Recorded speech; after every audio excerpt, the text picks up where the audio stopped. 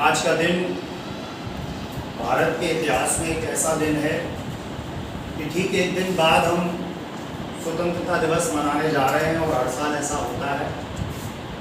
लेकिन हमारे देश के प्रधानमंत्री माननीय श्री नरेंद्र मोदी जी ने अभी पिछले वर्ष ही ये निर्णय लिया था कि हम आज़ादी का पर्व मनाते हैं, लेकिन हमें नहीं भूलना चाहिए कि उस आज़ादी के बदले में जो विभाजन हुआ था और जिस दर्द को जिसने झेला था, उन कठिनाइयों से, उन यातनाओं से जो बाहर उभर कर आए, उस समाज के प्रति भी हमारा कर्तव्य बनता है और उनकी स्मृतियाँ भी हमें सजो के रखनी है। तो ये पूरे भारतवर्ष में ये पहली बार विभाजन विभीषिका स्मृति दिवस मनाया जा रहा है और इसका उद्देश्य सिर्फ इतना है कि जहाँ हम भारत के देशभक्तों को, बलिदानियों को याद करते हैं जिन्होंने कुर्बानियाँ दी, वहीं ऐसी भी कुर्बानियाँ हैं जो हमें दिख नहीं रही हैं। तो उसे ना तो किसी ऐसे माध्यम से कभी प्रदर्शित किया गया, ना ही कोई दर्शाया गया, लेकिन ये भारत सरकार की जो पहल है उसके तहत अब ये बच्चों को बताया जा रहा है कि ये जो आज़ादी हमें मिली वो ऐसी सहज में नहीं मिली। इस आज़ादी के पीछे दर्द छुपा हुआ है, इस आज़ादी के पीछे कठिनाइयाँ छुपी हुई हैं और किस तरीके से संघर्ष करके लोग आगे बढ़े। तो उसमें एक समाज है सिंधी समाज, और आज हम बता दें कि भारत की जो प्राचीन सभ्यता है वो सिंध से ही शुरू हुई और जिसे पहले अखंड भारत कहा जाता था। कोई सिंध अलग से प्रदेश नहीं था, बल्कि भारत का ही एक अंग था और वहाँ से ही हमारी सभ्यता शुरू हुई, जिन्हें हम बचपन से पढ़ते आ रहे मोहनजोदड़ो के रूप में हमने जोदड़ो सभ्यता जो पढ़ी हुई है।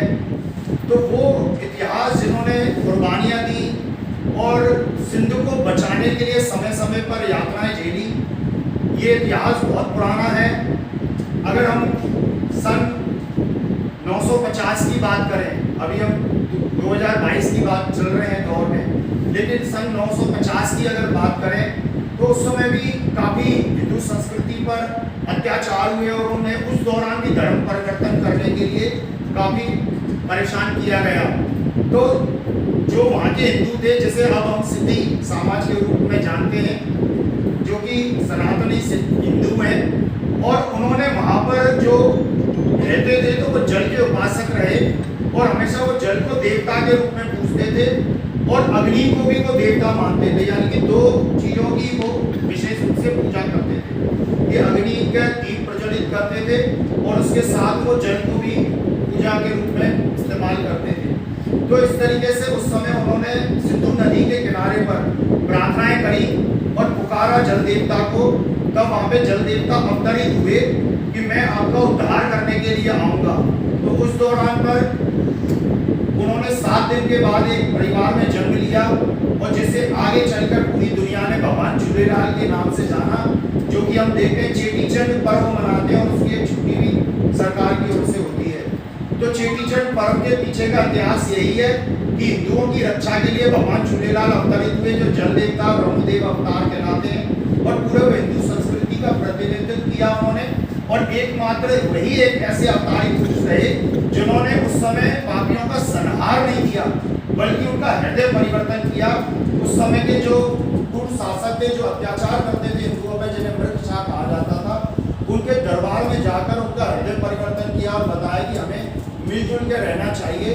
और उन्हें हर तरीके से पहले तो उनको समझाया, उनके संग युद्ध किया और बाद में उन्होंने नतमस्तक होकर माफ़ी मांगी और इस तरीके से फिर हिंदू मुसलमान एक होकर रहने लगे और कई कई वर्षों तक रहे।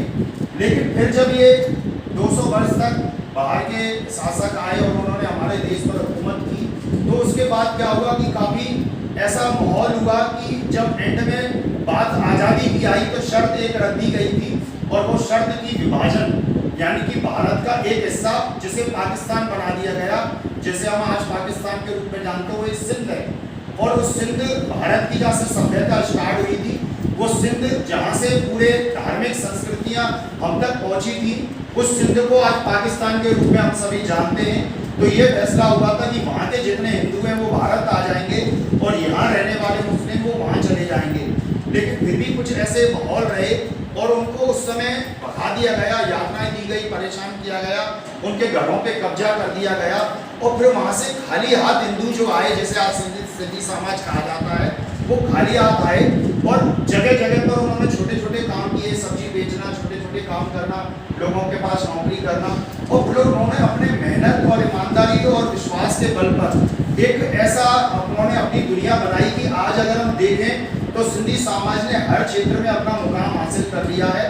अगर हम फिल्म जगत की भी बात करें तो प्रसिद्ध एक फिल्म है शोले, जिसको बनाने वाले सिंधी हैं।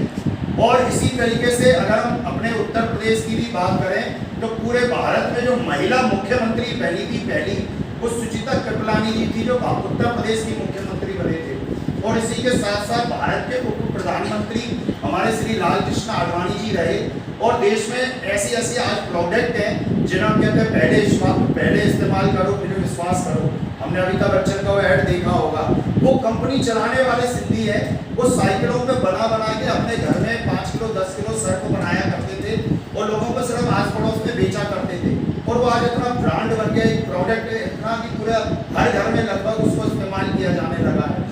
आज भारत में कई बढ़िया कंपनियां हैं या और भी ऐसे प्रोडक्ट इस्तेमाल करते हैं। ये सब सिंधी घराने हैं और सिंधियों ने यहाँ पर व्यापार दिया, बिजनेस करने का तरीका दिया।